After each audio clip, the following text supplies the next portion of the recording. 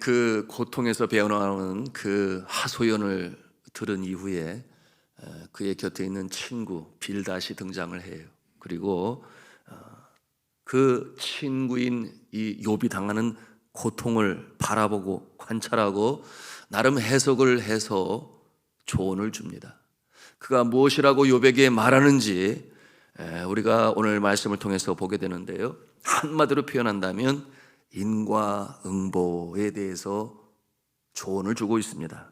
여러분, 인과응보 아시잖아요? 심은 대로 거둔다. 죄를 지었으니 그 결과로 고난이 임하였다, 그런 내용으로 조언을 주고 있습니다. 그런데 여전히 소망이 있으니 지은 죄를 낱낱이 고백하고 주님 앞에 회개하면 하나님께서 용서하시고 고통을 거두시고 다시금 복으로 회복시켜 주신다 하는 내용으로 그에게 조언합니다.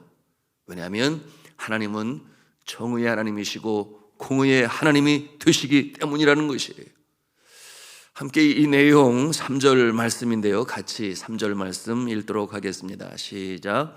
하나님이 어찌 정의를 굳게 하시겠으며 전능하신 이가 어찌 공의를 굽게 하시겠는가. 이 말씀은 정의와 공의를 굽게 하시는 하나님이 아니시다 라는 그 이유에 근거하여 이처럼 조언하고 있습니다. 그러므로 죄로 인하여 화가 임하였다. 그 내용이 4절에 있는 내용인데요, 같이 또 읽습니다. 시작. 내 자녀들이 주께 죄를 지었으므로 주께서 그들을 그 죄에 버려 두셨나니. 무슨 말씀이겠어요? 욥의 자녀들이 왜 죽었는가? 죄 가운데 있었기 때문에 죽었다, 이렇게 판단하여 전하는 것입니다. 여러분, 이와 같은 모습, 고통이 임하였으니 어떻게 하라는 것입니까? 말씀드린 것처럼 회개하라 하는 내용인데요, 우리 5절부터 7절까지 5, 6, 7절 같이 또 읽겠습니다. 시작. 내가 만일 하나님을 찾으며 전능하신 이에게 간구하고 또 정결하고 정직하면 반드시 너를 돌보시고 내 의로운 처소를 평안하게 하실 것이라. 내 시작은 미약하였으나 내 나중은 심히 장대하리라. 아멘.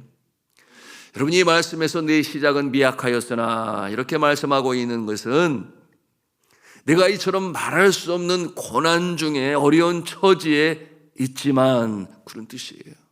그런데 이와 같은 상황 가운데서 네가 간구하고 청결하고 정직하면 하나님께서 회복시키실 것이니 다시금 창대하게 될 것이다.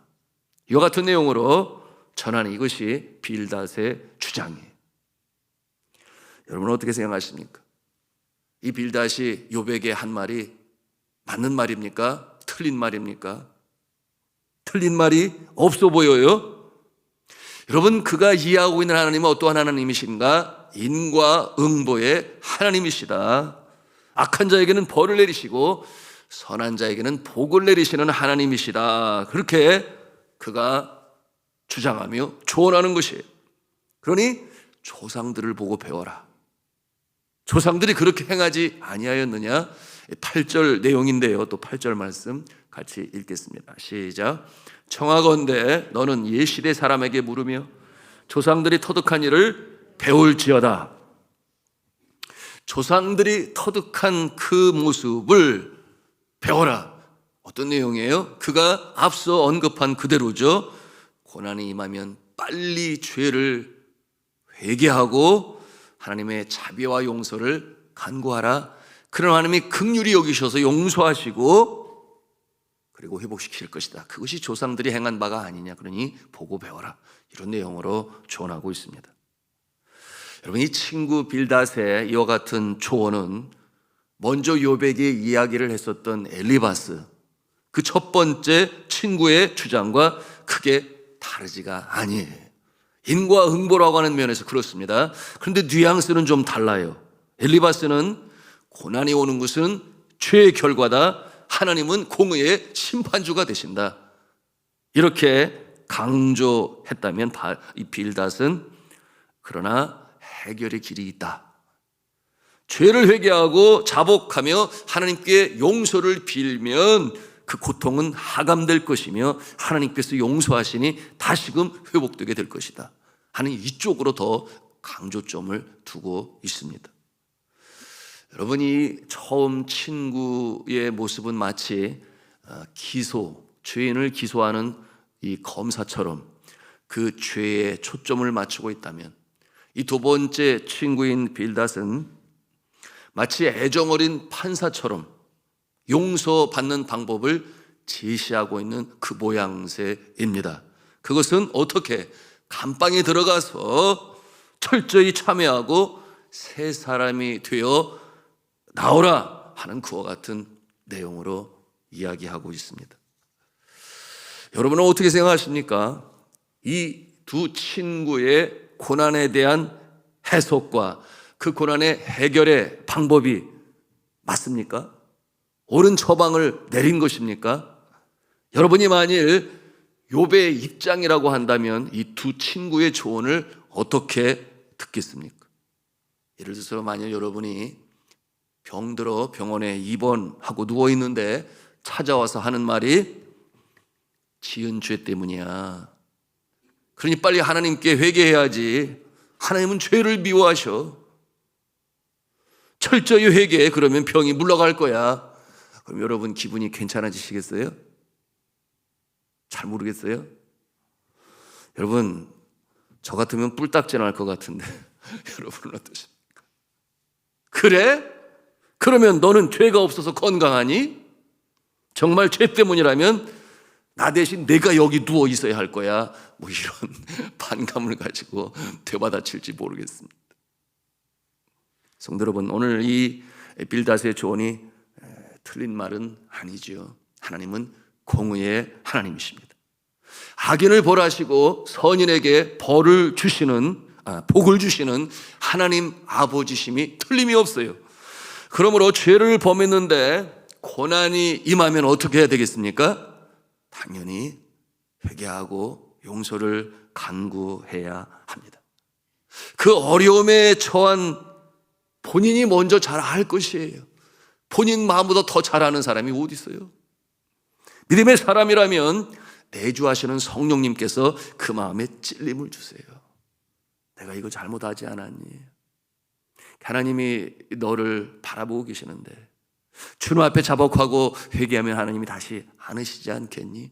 그런 마음으로 성령님께서 찌르시겠죠. 그런데 욥기를 통해서 우리에게 주시는 영적 교훈은 그것이 아니에요. 우리 하나님은 그처럼 인과 응보에만 묶여 계신 하나님이 아니시다 라는 것을 욥기를 통해서 우리에게 주고자 하는 그 영적 교훈인 것입니다. 물론 대부분의 경우는 그렇습니다. 그러나 아주 드물게는 예외적인 상황이 있다라고 하는 것을 이 욥기서를 통해서 우리에게 말씀하고 있어요. 여러분 누구를 통하여 보여주십니까? 죄 없는 욥을 통하여 보여주시는 거예요. 그런데 사람들은, 이 욥의 친구들은 그 전통적인 해석에만 묶여 있는 것입니다. 하나님을 그렇게만 이해하고 있는 것이에요.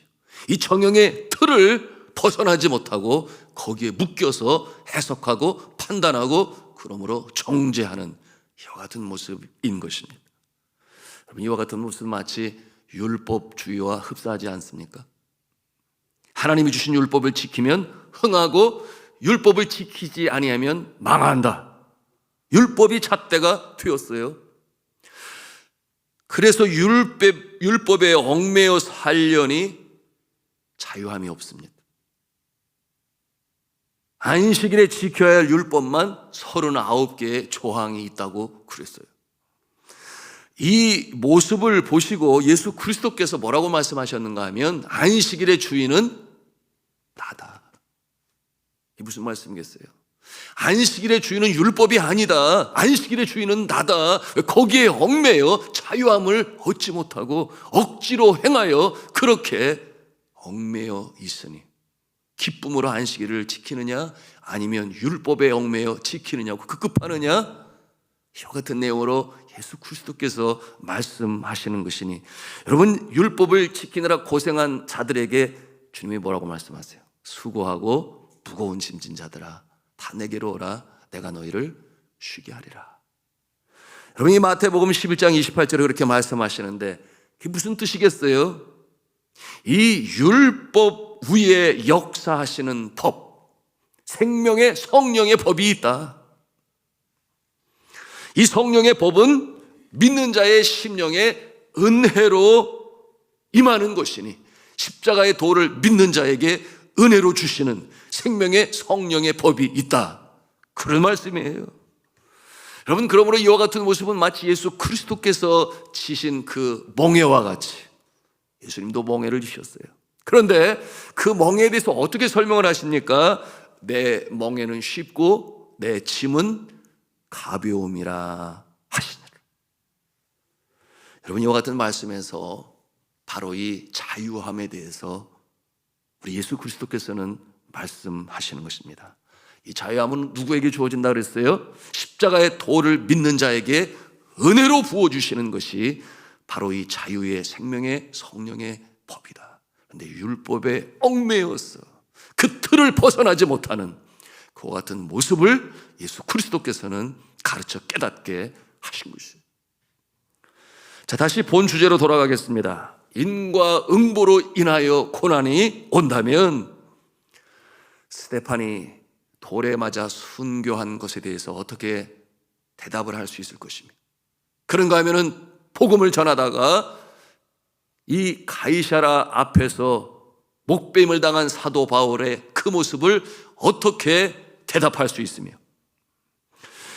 주기철 목사님이 신사참배를 거부하여 순교하신 것과 또한 예수 그리스도께서 십자가에 달리셔서 고난을 받으시고 고통당하신 것을 어떻게 인과응보의 기준을 가지고 설명할 수 있겠느냐 하는 질문, 여러분 어떻게 답을 할 수 있겠어요? 왜냐하면 죄 때문이 아니지 않습니까? 마찬가지로 오늘 우리가 보고 있는 이 죄 없는 의인 욥이 고난 중에 있는 것을 인과응보의 원리로 설명이 안 되는데 어떻게 잣대를 들이대고 내가 지은 죄 때문에 회개하라, 그러면 하나님이 용서하시고 해결이 된다, 이게 정답이 되겠느냐 그 말이에요. 그러면 이 논리는 또 한 가지 질문을 가져오지 않겠습니까? 그러면 악인이 잘 되는 것은 어떻게 설명할 건데? 죄 안 지어서 그런 것이 분명 아닌데 그러면 건강하면 다 죄를 안 짓고 살기 때문에 건강한 거냐? 이와 같은 질문을 할 때 어떻게 인과응보의 원칙을 가지고 잣대를 가지고 설명할 수 있겠느냐 하는 질문이 나옵니다. 여러분은 어떻게 대답하시겠습니까? 여러분이 하나님의 뜻은 너무나 깊고도 심오하여 우리 인간의 짧은 생각으로 다 헤아릴 수 없을 때가 종종 있습니다. 그러므로 사람들은 이 전통과 상식과 이 경험을 토대로 이 잣대를 만들어서 상황을 판단하고자 해요. 여러분, 그것이 나쁜 것은 아닙니다. 그것이 사람이 할 수 있는 최선의 것이라 그렇게 여기기 때문에 그렇게 되는 것이죠. 그러나 그것이 곧 하나님의 뜻인가 라고 하는 면에 있어서는 여전히 우리 인생은 주를 더욱 알아가야 합니다. 겸손한 자세의 모습으로 하나님께서 이 계시로 주신 성경 말씀을 통해서 주를 더 깊이 알아가야 하는 것이니 우리가 겸손해야 돼요. 우리가 겸손해야 됩니다. 마치 하나님의 뜻을 다 아는 것처럼, 더욱이 이 구약시대의 이 욥의 친구들처럼 그 틀에 얽매여서 인과응보로 하나님을 묻고 두려고 하는 이와 같은 모습은 아니다 하는 것이 이 욥기를 통해서 우리에게 주시는 교훈이 되는 것이니, 여러분이 욥기를 통해서 고난에 대한 이 인식의 새로운 지평을 여는 것처럼 말입니다. 그래서 우리가 겸손해야 하고 함부로 속단하지 말아야 하는 것이. 그럼에도 불구하고 믿음의 사람은 확신이 있어야 하겠지요. 만약에 안 그러면 여전히 계속해서 흔들릴 수 있기 때문에 그렇습니다. 고난의 상황 가운데서 계속 흔들리겠죠. 여러분, 이 확신은 무엇이겠습니까? 여러분, 로마서 8장 28절 잘 아시는 말씀이에요. 우리가 알거니와 하나님을 사랑하는 자, 곧 그 뜻대로 부르심을 입은 자들에게는 모든 것이 합력하여 선을 이루느니라. 여러분 믿으시면 아멘 하십시다. 이 확신이 흔들리면 아니 돼요. 하나님을 사랑하는 자, 곧 그때로 뜻대로 부르심을 입은 자들에게는 모든 것이 합력하여 선을 이루시느니라. 너무나 분명한 하나님께서 우리에게 주시는 고난 속에서도 흔들림이 없이 소망 중에 일어나 전진해야 하는 이유를 그 말씀을 통해서 우리에게 보여주시는 것입니다. 우리가 걷는 이 인생 여정길, 때로는 알 수가 없어요. 조만치 앞도 보이지 아니하는, 마치 안개 속에 길을 걷는 것처럼 말입니다. 그럴 때가 왕왕 있습니다. 이처럼 주님 앞에 신실하게 살아가며 새벽을 깨워 주님 앞에 기도하고 열심히 신실하게 살아가는 사람에게도 이 안개 속을 걷는 것과 같은 그럴 때가 있어요. 여러분, 이와 같은 상황 가운데서도 내게 질병이 찾아오고 실직을 당하고 그처럼 선교와 전도를 위하여 더 많이 드리고 싶은데 그럼에도 불구하고 우리의 사업이 기울고 부도를 당하고 그 이유를 알래야 알 수 없는 그와 같은 상황에 처할 때도 있어요. 그럼에도 불구하고 우리가 이 주를 향한 신뢰를 놓쳐서는 아니 되는 것입니다. 꼭 붙잡아야 하는 것이니 소망의 끈을 놓아서는 아니 돼요. 왜냐하면 앞서 말씀드린 대로 성경의 말씀대로 하나님을 사랑하는 자, 그 뜻대로 부르심을 입은 자들은 하나님께서 책임지세요. 언제까지? 천국에 들어가는 그날까지. 그것이 구원받은 자의 인생의 여정이에요. 그러므로 이 땅에 발을 딛고 살아가지만 세상이 감당할 수 없는 하늘에 속한 사람들이요, 하나님의 자녀니 이것이 혈통으로나 육정으로나 사람의 뜻으로 나지 아니하고 하나님께로부터 낳는 줄로 믿으시길 바랍니다. 이것이 성도의 견인이라고 그래요. 하나님께서 구원하시면, 한 번 구원하시면 하나님이 책임지신다. 예수님의 십자가의 고난은 구원의 역사를 이루는 방편이 되었습니다. 여러분, 요셉의 13년간의 종의 생활은 그 애굽을 다스리고 가족을 살리는 일에 총리가 되기 위한 방편이었음을 우리가 알아요. 그런가 하면 다윗이 10년 동안 도망자의 모습으로 살아가는 것은 왜 그랬겠어요? 여러분, 그가 자신의 나라의 지형지세를 다 익힙니다. 도망을 다니는 중에. 그런가 하면 이웃 나라인 블레셋 땅까지 들어가서 그 지형지세를 다 익히게 되니 여러분, 백전백승의 장수가 되는 일에 하나님께서 그를 준비시키는 과정이었음을 우리가 볼 수 있잖아요. 그러면 이런 질문이 있을 수 있어요. 스데반, 사도 바울, 보네포 목사님, 주기철 목사님, 사랑의 원자탄 손양원 목사님과 같은 순교는 무엇입니까? 여러분, 이와 같은 모습은 천국에서 받게 될 의의 면류관을, 그와 같은 모습을 통해서 우리가 보게 되는 것이니, 진리는 받는다고 해서 죽는 것이 아니고 죽음으로 진리를 수호하는 자들은, 그리고 전하는 자들은 어떤 모습이라고 했어요? 마치 하늘에 영원히 빛나는 별과 같은 존재가 될 것이다. 여러분, 이와 같은 일이 아무에게나 주어집니까? 하나님께서 특별히 사용하시고 그 모습을 통하여 오고 오는 세대에 귀감이 되고 영적인 감동을 주어서, 여러분, 그와 같은 모습은 잠시 왔다가 떠나는 이 인생에 비하여 영원토록 빛나는 별이 된다고 하니, 주와 더불어 영생 복락을 누리는 일에 그 가장 귀한 앞자리에 앉혀 흰 세마포 옷을 주께서 주신다. 요한계시록을 통하여 우리에게 말씀하고 있으니, 여러분, 이와 같은 모습을 통해서 하나님의 선하신 뜻을 우리가 조금씩 그리고 더 깊이 알아가게 되는 것입니다. 여러분, 이와 같은 모습을 억지로 합니까? 사랑하는 조국을 떠나고 사랑하는 가족의 품을 떠나서 이 선교지로 가는 모습들을 생각하면 여러분, 이 믿음이 연약한 자의 모습을 보면 도무지해가 되지 않는 것이에요. 여러분, 그와 같은 모습은 내 자녀가 내가 선교사로 헌신하고 나가겠습니다 그러면 그 마음에, 그래, 너무나 감사하다, 하나님이 은혜를 주셨구나, 이럴 사람이 몇 사람이나 될 수 있겠느냐, 그 말은. 그럼에도 불구하고 나갑니다. 억지로 합니까? 그렇지 아니에요. 하나님께서 위로부터 보시는 사랑의 성령의 생명의 법이 그 마음을 주장하시고 감동하시니 테러리스트의 위협과 풍토병의 위협이 있는 줄 알면서도 자원하여 나갑니다. 세월이 갈수록 고통이, 고난이 그의 마음을 짓누르는 것이 아니에요. 오히려 보람과 기쁨이 그 마음을 채우니 두려우라고 해도 두려우지도 아니에요. 여러분, 우리 하나님은 합력하여 선을 이루시는 좋으신 하나님이신 줄로 믿으시기를 바랍니다. 속단하지 말아야 돼요. 오늘도 이 믿음이 우리를 살립니다. 오늘도 기도가 우리를 살립니다. 하나님은 믿음의 사람 결코 실망시키지 아니하시고, 하나님은 믿음의 사람 결코 포기하지 아니하시니, 오늘도 이 소망 중에 믿음 가운데 견고히 서 전진해 나가시는 저 여러분 다 되시기를 주님의 이름으로 축원합니다.